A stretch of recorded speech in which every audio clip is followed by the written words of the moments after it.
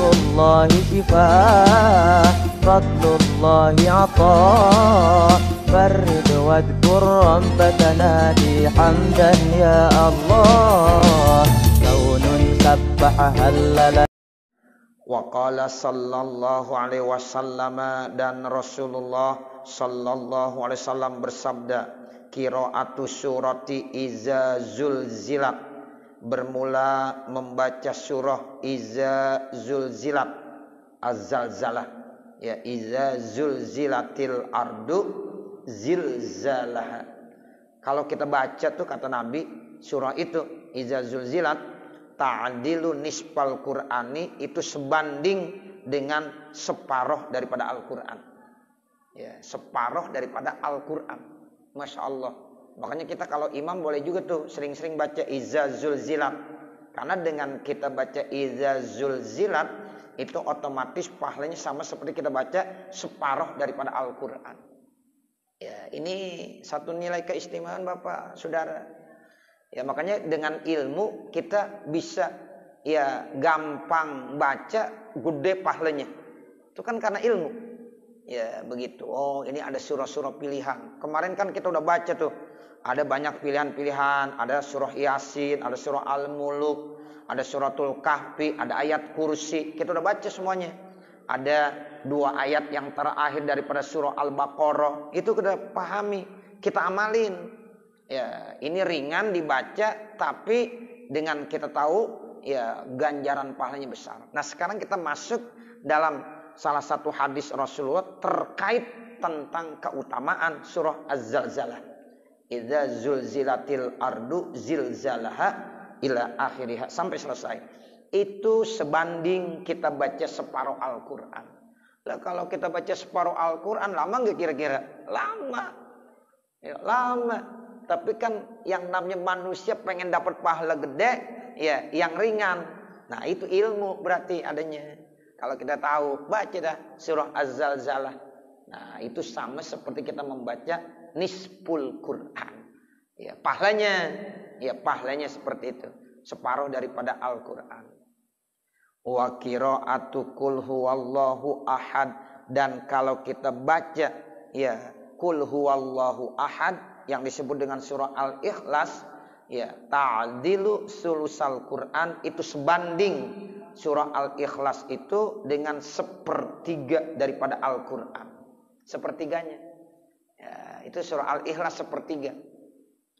Karena memang kenapa disebut dengan 1/3, kata Nabi, di dalam Al-Quran itu hanya 3 pokok permasalahan yang disebut. 1 terkait tentang akidah. Ya. Nah ini di dalam surah Al-Ikhlas yang disebutkan terkait tentang apa? Tentang akidah. Ya, makanya 1/3-nya udah disebutkan. Isi Al-Quran itu sepertinya ya membahas tentang akidah. Ya, masalah Tuhan. Nah di dalam surah Al-Ikhlas itu yang dibahas dari ayat pertama sampai ayat yang terakhir, tok hanya bicara masalah Tuhan. Qul huwallahu ahad, Allahus somad, lam yalid walam yulad walam yakul lahu kufuwan ahad. Makanya disebut 1/3 isi daripada Al-Quran. Nah kalau kita baca 3 kali, udah seperti baca khatam Quran. Udah. Kalau tadi iza zulzilat kita baca 2 kali, udah sama seperti baca ya 1 Al-Quran. Itu memang begitu Allah kasih keistimewaan kepada kita umat Nabi Muhammad. Ya, makanya banyak orang yang ngamalin baca kulhu, ya, baca kulhu. Bahkan kemarin kita udah baca tuh, kalau baca kulhu 10 kali sama aja seperti kita membangun 1 gedung di dalam surga. Makanya boleh ngamalin, kalau kita disuruh mimpin tahlil baca kulhunya berapa kali? 10 kali. Tujuannya supaya apa? Hadiahkan pahala 10 kali itu buat almarhum atau almarhumah. Mudah-mudahan nanti mereka dapat qasron, 1 gedung. Ya, fil jannah, di dalam surga. Nah, seperti itu. Wa qiraatu qul ya ayyuhal kafirun, kemudian membaca qul ya ayyuhal kafirun ta'dilu rubu'al Quran, sebanding dengan 1/4-nya Al-Quran. Kalau qul ya 1/4 daripada Al-Quran. Makanya ada yang maghrib gacuannya qul ya kulhu, qul ya kulhu. Ya, Jangan dianggap remeh itu. Kuliah kulhu, kuliah seperempat Quran, kulhu sepertiga. Tuh, mantep, ringan tapi gede pahalanya. Daripada kita baca misalnya ya surah Al-Baqarah 10 ayat, kalah sama kulhu, kalah sama kuliah. Nah, seperti itu. Ya, jadi imam-imam kita tuh kalau baca kuliah sama kulhu nggak apa-apa. Ya, jangan diremehkan. Ya, kuliah kulhu lagi dan nih. Ya, pas lagi mau Allahu Akbar, pasti gue tebak kuliah. Ntar kulhu begitu. Jangan meremehkan. Ya, karena ini ada landasan hadisnya. Dulu pernah di zaman Rasulullah. Di zaman Rasulullah ada ya imam rawatib Masjid Kuba. Ya, Masjid Kuba dulu. Kan Masjid Kuba adalah masjid yang pertama kali didirikan sebelum Masjid Nabawi, Masjid Kuba dulu. Tapi Rasul tinggal. Jadi Rasulullah tinggalnya di Nabawi, di Kuba enggak. Nah, di Kuba itu ada khusus imam rawatibnya. Setiap kalau jadi imam pasti kulhu, enggak pernah ditinggalin. Baca kulhu. Ceritanya ada orang yang kagak demen gitu. Ngadu sama Rasulullah. Ya Rasulullah itu ya imam rawatib Masjid Kuba, bacanya kulhu mulu. Dipanggil. Ya. Kata imam tersebut, saya suka sama kulhu. Karena itu terkait tentang sifat-sifat Allah. Apa kata Rasulullah? Insya Allah, Allah udah ya berikan kemuliaan buat kamu. Tuh, jadi ada dalilnya yang baca kulhu ya. Di zaman Rasulullah ada dulu. Ya, jadi Nabi bilang jangan kulhu mulu, yang lain dong. Enggak begitu. Ya, tapi dibilang istimewa. Insya Allah, Allah memberikan nilai tersendiri buat kamu. Ya, seperti itu Bapak Saudara. Ya, makanya ya ada dalilnya tuh orang tua kita dulu ngajarin kuliah kulhu, jangan disepelein. Ya, jadi insya Allah. Cuma yang perlu diketahui bahwa kalau kita baca surah full, ya walaupun beberapa ya itu ayat surahnya tapi full, nilainya lebih bagus kebanding daripada kita baca ayat yang tidak full dari beberapa ya ayat yang kita ambil dalam satu surah dalam Al-Quran. Tuh, itu kalau kita baca Fathul Mu'in nanti. Ya, makanya lebih bagus kita kalau jadi imam tuh ya carilah surah-surah yang full. Ya, pokoknya yang full semuanya. Ya, kalau enggak full minimal tutup pakai kulhu. Berarti dia ada punya nilai tersendiri. Ya, kulhunya seperti itu. Gimana Ustaz? Ya, itu yang saya bilang. Ya, kalau ditambahin kulhu aja jangan banyak-banyak kulhu. Nah, berarti udah komplit dibaca full. Nah, seperti itu. Iya, jarang. Tapi kalau udah tahu ilmunya begitu. Ya. Jadi segala sesuatu ada ilmunya. Ya, dibaca nih surah Al-Baqarah misalnya lillahi ma fis samawati terus sampai selesai. Atau dibaca wasiqal ladzina kafaru terus sampai selesai. Walaupun beberapa ayat itu dibanding dengan surah Al-Ikhlas masih lebih mulia surah Al-Ikhlas satu surah tapi full. Nah, tapi dia mau baca itu enggak apa-apa. Nah, nanti tutup pakai surah yang full. Nah, begitu. Jadi sempurna dia. Ya, semuanya dibaca berarti.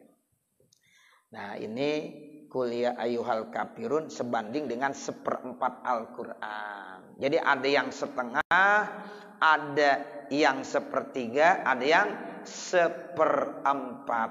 Nah, kalau kita baca surah Yasin itu sama seperti membaca Quran berapa kali? 10 kali. Tuh, kemarin udah ya hadisnya. Kita baca Yasin di malam nih. Di malam kita baca surah Yasin 1 kali. Sama seperti kita membaca Al-Quran 10 kali. Ya, makanya Yasin disebut Qalbul Quran. Hatinya Al-Quran. Jadi bukan lagi setengah, bukan lagi 1/3, bukan lagi 1/4. Tapi kita baca surah Yasin full sama seperti kita membaca Quran berapa kali? 10 kali. Asyra marrat. Itu berdasarkan hadis-hadis Rasulullah sallallahu alaihi wasallam. Wa qira'atu idza jaa nasrullahi wal fath. Kemudian kita baca surah idza jaa nasrullahi wal fath. Ya, itu ta'dilu rub'al Quran, sama sebanding dengan 1/4 Al-Quran.